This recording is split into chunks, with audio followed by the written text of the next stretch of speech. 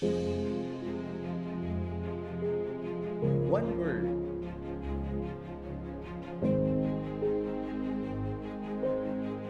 One faith.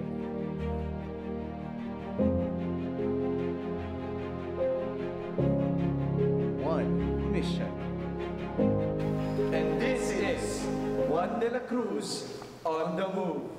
Alright, welcome to our kick-off episode of Juan de la Cruz on the move. This is the newest program on the Men in Brown TV YouTube. And today is a special day of our launching because we commemorate Saint Joseph the Worker, and we salute all our brave laborers around the globe, especially our frontliners, Doctors, the nurses, utility men and women, those in the delivery industry, grocery cashier, and also our military forces. You are all our modern Heroes! We would also like to greet our own city community in Iloilo City. Hello, hello, hello. To our parishioners there, Happy Fiesta of Saint Joseph the Worker Parish. Happy Fiesta. And fun fact partner, no? Our Holy Mother Saint Teresa of Jesus dedicated her first foundation in honor of Saint Joseph in Avila, Spain. Anyway, we invited important guests today with a unique stories to share with us. But before that, Brother Romeo, let's proceed to our first segment called Verse 101. Yes. And in this segment, we will pick an important verse in the gospel today. Before reading the verse, let us together worship the word of God by singing. Thy word is the lamp unto my feet, and the light unto my path. And the verse that we chose is from chapter 13, verse 55 to 56.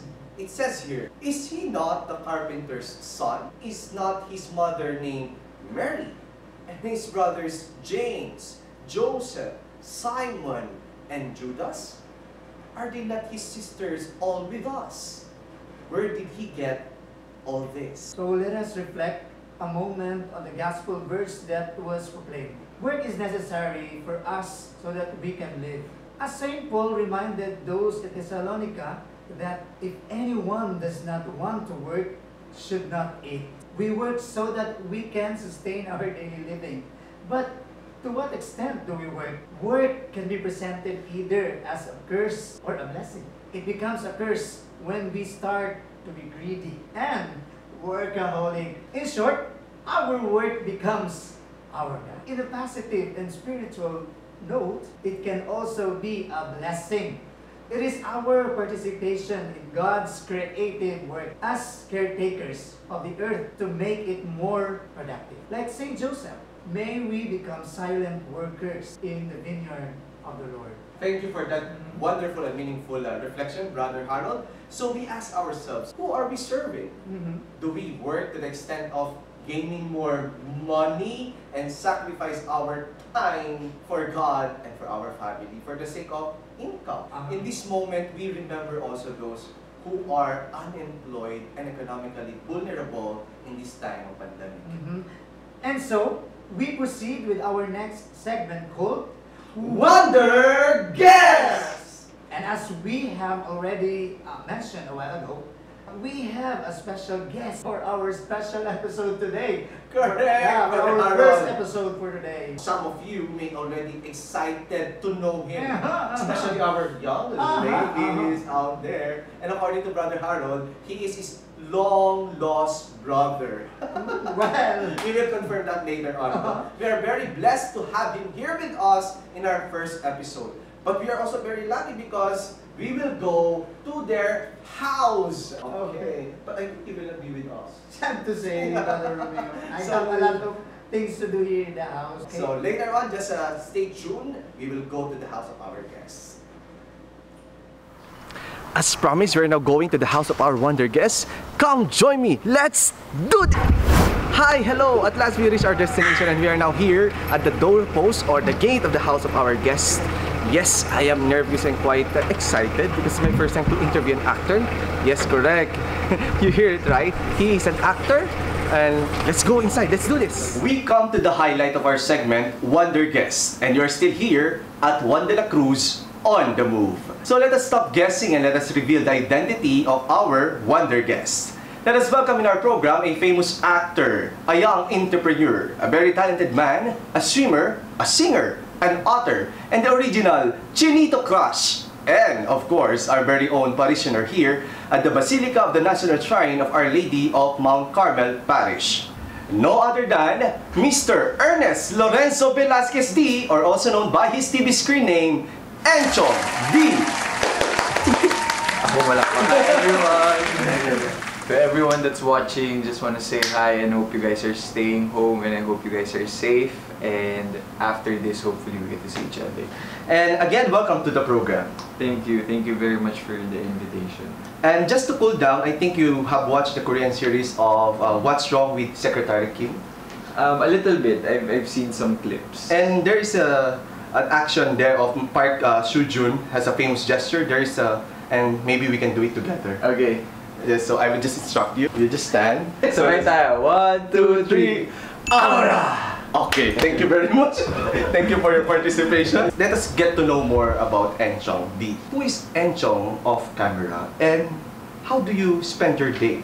Pakiramdam ko whatever they see on cam or like on my social media, it's basically me. I'm a health buff. I like staying home. I like sweating. I like businesses. I like growing my faith in the environment, the politics, like everything that I basically am tweeting or doing on social media is basically me. I think I have to remind myself that by the end of the day, I'm just Enchong, you know, going back home to my parents, going back home, and before all the glitz and glamour, you know, I've been a normal person for 16 years, 17 years, and it's so easy to go back. You know, when you're home, you just wanna sleep, you wanna rest, you wanna talk to your family. It's nothing spectacular, it's nothing extraordinary, but we always go back to just being us, being normal. How do you balance your life as an actor, a son, a brother, and a believer? That's funny because I never seen it as something I need to balance. Like for example, being a believer, it has to be constant with you. It has to be inside your core, diba? It's in your core. Being a son, again, just going back, like the moment I see my parents, I reminded, you know, anak nila ako. Madali. But I think it's more of like being the actor and being in public, because I think it needs more conscious effort to, you know, be the person that you are instructed to be. It's not portraying something else that you are not, but it's basically more of, you know, you have to adapt to the environment where you are. So you have to deal with people, talk to people, and act to people in a certain manner that it needs to be. I think it's really more of just how you handle yourself. Like the moment I'm out of my work, you can come to me and just say hi, and you know, we can start a conversation. It doesn't have to be well guarded, or it doesn't have to be, again, spectacular. It's more of just being us. And what is the role of God in your life, being a young entrepreneur? And who influenced you to be faithful on your Sunday duty as a Roman Catholic? Siguro I'll tap first on being a Roman Catholic. I think it's more of my parents' influence. From at an early age, we would always go to church every Sunday together. It's no excuses. So I think it's also part of the Bible. It's what the Bible said, that, you know, teach everything, not the exact words, but teach your kids your ways so that when they depart from you, they will carry on the actions. So basically, it's what my parents taught us. Even my brother, which is living now in Norway, he does it with his family. Na every Sunday they're together, they go to church, and then after that they eat out. So it's more of a practice that was carried on from my parents. And then in regards with being an entrepreneur, I think we have to remind ourselves that, you know, being a capitalist, it has its pros and cons. But at the same time, if your core, again going back to your core, if you have Jesus in your life, then everything that you do, it will be influenced by Jesus.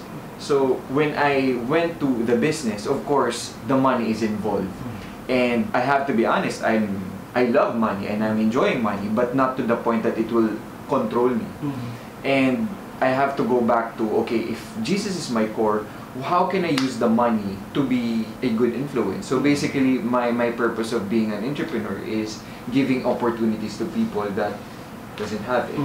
Because every time I go to my store, every time I go check my businesses, I would see the people that I work with, my employees, my workers, my delivery person, that I get to influence and I get to motivate or inspire them in such a way that their lives are being better. And we just saw recently that you donated or a picture with the Vice President. Can you tell us something about it? I was actually contemplating whether I should post it or not, but at the same time, it was a fundraising effort. It wasn't just my money. So I have to sort of report to the people that raised the funds. It was me and my friend Ria Taide. And at the same time, it's more of like our friends and our fans. Which is nakakagulat because one of my fans, she's unemployed at the moment, but she made an effort to give us as small as $3. So 150 pesos kung iisipin ng tao, ano saan malarating ng 150 pesos, di ba? But from that person, 150 pesos could be what? Could be 5% of their total net worth. And it's a huge thing. And sabi ko nga, walang maliit o malaking bagay kapag kaganitong sitwasyon, kapag nandito tayo sa sitwasyon na to, you have to take part. I think it's a social responsibility of every Filipino or of every citizen to be part of the solution. Take part on how you can help the community. How can you take part on giving solution so that from this outbreak, from this pandemic, you'll come out more united and you'll come out more of a better person. People should realize that not only because we're in this situation, that's why we could help more. I think it's more of whatever you are in, wherever you are, you can always share whatever you have. And at the same time, I think I always keep on reminding myself that I'm blessed so much that if I just take it on my own, it would be too much, it would be greedy. But if I share it with my family, with my friends, and with the people that needs it, I think it's more fulfilling, and you get the gist of what happiness really is. Another thing, we have young people watching us right now who are also dreaming to start their own business. Can you give them some tips on how to be successful and God-fearing entrepreneur in the future? I think there's a lot of ways for you to consider yourself a successful businessman. But at the same time, you have to know your most authentic reason why you're going into the business. Because some people would go to the business for money. There's nothing wrong with that. But if you use that for stepping down on other people, dun pumapasok yung mali. So I guess you have to be honest to yourself. What is it that I can go into business, but at the same time, I can be authentic? Maybe that's the reason why I went to the food business, because food is something very authentic to me. Why am I opening a school in the near future? Because education is something very close to my heart. I want to empower people in such a way that when they go out, they can have something that no one else can take away from them. So you have to look for the most authentic reason why you're going into the business. That is when success will come to you. And you don't have to rush. It takes time. You have to understand that it takes time. When did it all started? Because I learned that when you were already 23 years old, you own a building already. Can you tell us that story? I think it's something that my mom influenced me to do when I was growing up. I have the freedom at an early age of 14. I have the freedom to touch my money because I was earning from prize money from the medals that I gained from swimming. But I didn't because from what I saw from my parents, they were able to handle their money in an example way. They didn't teach me through words but through actions. And we heard that you have a new podcast and YouTube channel called The Budgetarian. Yes. And can you tell us more about it? When I came up with the podcast, I said, I need to do something in the digital world that would empower people, that would teach them how to handle their money. And I guess financial literacy comes easy to me. It's, again, something authentic to me. So I said, I want to teach financial literacy without being too boastful, without being too all-knowing. So I went to the budgetarian side, like Kumbaga, kung kuripot ako, I'll embrace it. If you call me something stingy about something, it's because I know how hard money is to earn. How do you value the dignity of our laborers? Since you are famous on being vocal in your social media account, defending the rights of workers. I think one word, I think about it, how would you improve the dignity of our laborers?